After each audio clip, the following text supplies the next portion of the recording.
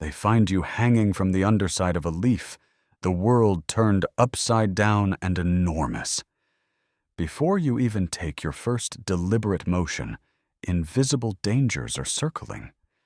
Ants patrolling like tiny scavengers, a bird's shadow sweeping the foliage, a parasitoid wasp that scouts chemistry the way a predator reads a map. You are a millimeter of flesh, fragile and slow. Your life's first act is nothing heroic. It is survival by eating and hiding. And even that luck is precarious. Your mother did not choose a soft place. She searched plants like a cartographer searching for a landmark. She landed, she tested, she trusted the taste of veins and latex and toxins beneath her feet. What she was really hunting wasn't safety. It was chemistry. She needed a plant whose poisons could be turned into armor. When she finds it, she lays a single white pearl of an egg, a promise, and a threat the size of a pinhead. There you are. You hatch into a world that wants you gone. The first thing you eat is the shell that held you. Your first meal, concentrated protein and calories to push a tiny engine into motion. Then you eat leaves like someone devouring days they've been denied. Rapid growth is the only strategy. To become something else, you must grow. And to grow, you must consume. The leaves you devour are laced with cardiac glycosides, chemicals that would make many predators sick. You don't break them down. You stash them, molecule by molecule, into your tissues. The poison accumulates until your flesh announces a warning in color. Bands of black, yellow, and white that shout, "I am not food." That bright pattern is a bet against sight. It is conspicuous because hiding failed too often across evolution. Better to signal danger than to pray not to be seen. Some caterpillars go a step further. When threatened, they project stinking sprays or avert fake horns to startle attackers. Nature can make grotesque beauty into survival, yet camouflage and venom cannot nullify all threats. Small enemies exploit other avenues. The parasitoid wasp is one of the cruelest architects in this story. It lands with surgical grace, probes your skin, finds the seam between segments, and injects eggs. You feel nothing at first. Later, you feel the invasion as secret passengers hatch and begin to dine.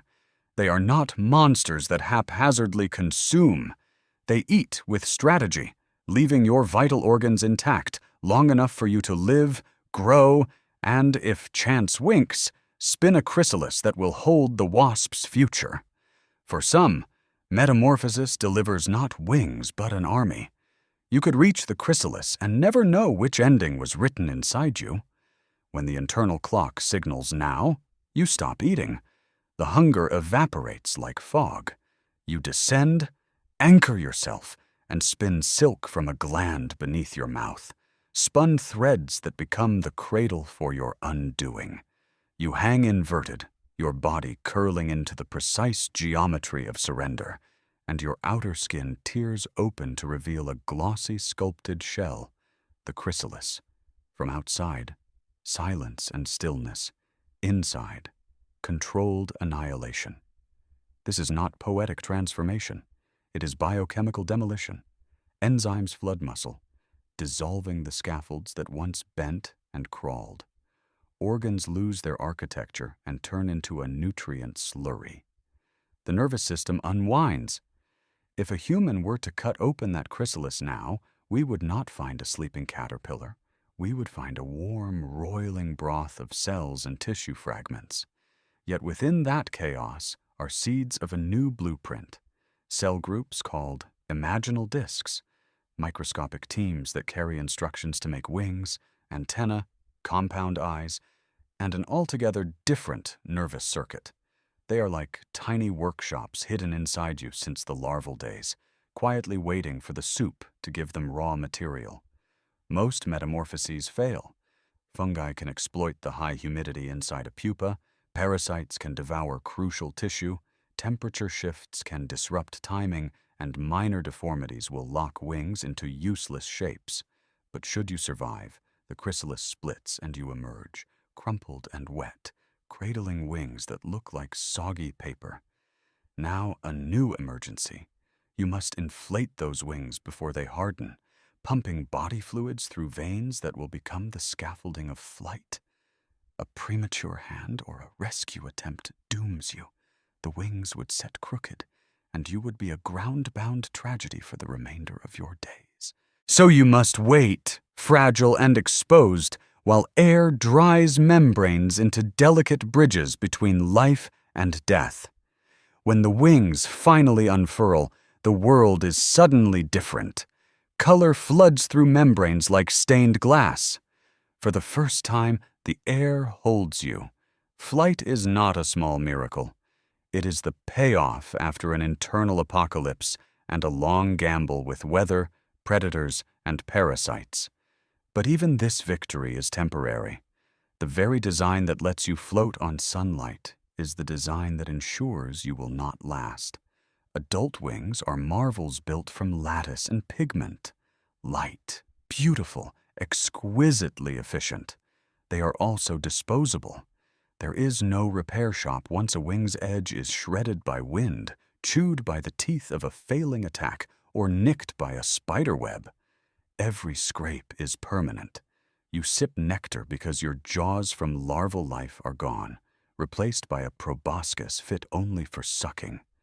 Your entire adult existence runs on reserves amassed while you were a caterpillar, and each beat of your wings is paid for in energy you cannot recover once spent.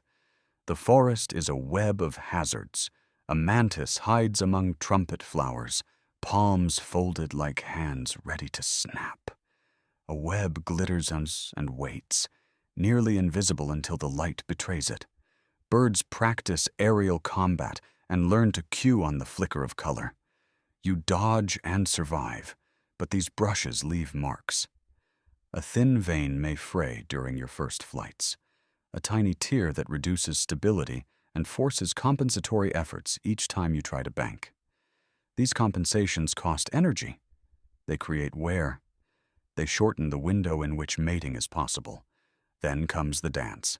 Another winged body crosses the clearing, and instinct rewrites fatigue into performance. Courtship is a series of aerial challenges, displays of stamina forged by desperation.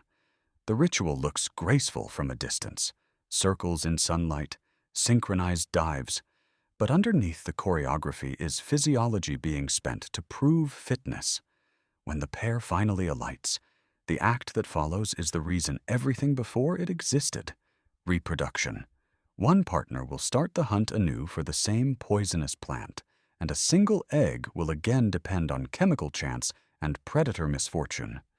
Even on days when the sun seems to bless you, a failure has already been seeded. Microtears, cumulative wear, and internal degenerations, some begin the moment your wings were first pulled taut.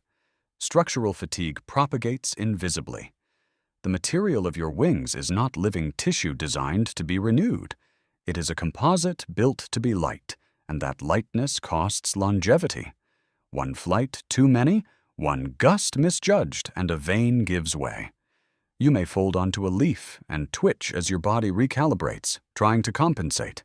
Each correction uses finite stores. There comes a moment when correction is impossible. The wing droops, stability is lost, and with it, your chance to lift. Death by predation is brutal but quick. Death by wing failure is a slow sentencing. You do not age like a mammal, you fail like a machine whose parts were never meant for perpetual use.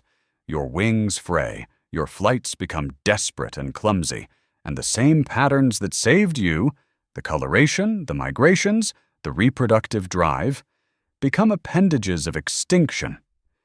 In the end, you fall to a leaf, your colors still vivid, but your movement betrayed by the erosion of structures that were always temporary. This life was never designed to be eternal. It was optimized. Every stage is a compromise. Caterpillar, maximize intake and storage. Chrysalis, sacrifice and rebuild. Adult, spread genes at the expense of endurance. Some species push those compromises to the extreme. monarchs that cross continents, guided by chemical memory packed into tiny cells, glasswing butterflies that cheat sight with transparency, peacock butterflies that wield eye spots to startle. Each species narrates the same paradox, functionality bought with fragility. Which part of this story is the cruelest? Is it the dismantling of a body from the inside out, the chrysalis that is more destruction than rebirth? Is it the parasitoid that uses living flesh as a nursery? Or is it the inevitable wearing of wings, the built-in timer that begins the moment you first take to air? They are all variations on one theme: life as a sequence of trades. Exchanges written into anatomy long before any individual is born. Consider the parasitoid's cunning. It does not want you dead, it wants you alive enough to carry its young to a place of metamorphosis. An evolutionary strategy of babysitting by proxy. Or think of the chrysalis as an act of faith, a gamble executed in darkness where entire organisms are dismantled and reassembled by microscopic architects. Either image is grotesque and beautiful at once, because both hinge on a biology that embraces ruin to produce novelty. We admire butterflies for their beauty without always admitting their brutality. The orange of a monarch is not only a painting, it is a warning label written in pigment. The soft iridescence of a wing is an archival record of battles won and losses sustained. The concentration of spectacular behaviors, migration, mimicry, chemical defense, precision metamorphosis, belongs to lineages that chose intensity over duration. Their world values the transmission of genes above the continuation of individuals. So when you see a butterfly on a summer afternoon, stealing nectar with an almost blithe nonchalance, remember the ledger behind that moment. It took a life fed on poison to make that flight possible. It took a period of self-dismantling to create a new form. It likely required a razor's edge of chance to have escaped parasitoids, fungi, storms, and predators. And even if all those perils were sidestepped, the wings themselves will count down toward failure from their first beat. The final image is simple. A bright wing, a tiny fracture along its margin, sunlight catching on the torn edge as the butterfly struggles. It tries to lift, to reach another flower, to claim one last mate. Then it cannot. It settles on a leaf and waits. On the same shrub, beneath a tender fold, a new clutch of eggs clings to a chosen plant, quiet as a promise. The cycle spins forward. There are more than 19,000 species of butterflies, each running the same theater of extremes. Some live barely a few days, focused only on reproduction. Others undertake migrations that would shame maps, guided by molecular cues older than any individual lifetime. Their strategies vary: transparency to vanish, false eyes to intimidate, venom to poison a predator's appetite. But the arc remains consistent. Build for flight by accepting fragility. Which horror grips you most? The internal unraveling in the chrysalis, a biochemical demolition that is also creative? The parasitic invasion that turns a body into a nursery for strangers? Or the knowledge that the very wings that promise sky also carry the seeds of decline from the instant they are formed? Each answer reveals something about how we view life, either as triumph, as sacrifice, or as an elegant cruelty. Watch closely next time. See beyond the color. See the trade-offs etched in every vein and scale, the strategies layered like a history book. The butterfly is not a simple symbol of rebirth. It is a condensed chronicle of biological choices, a living paradox, exquisite, fleeting, and inevitable. When the leaf trembles, when the wings fold and one drops, the story does not truly end. It continues in eggs that cling to the poisoned plant, in caterpillars that will gorge on toxic leaves and become their own repositories of chemical defense. The next life will be born into the same hazards, the same gambits. And somewhere, hidden in tiny cells, the instructions for wings, delicate and doomed, will wait their turn to be built and to begin their own brief reckoning with the sky.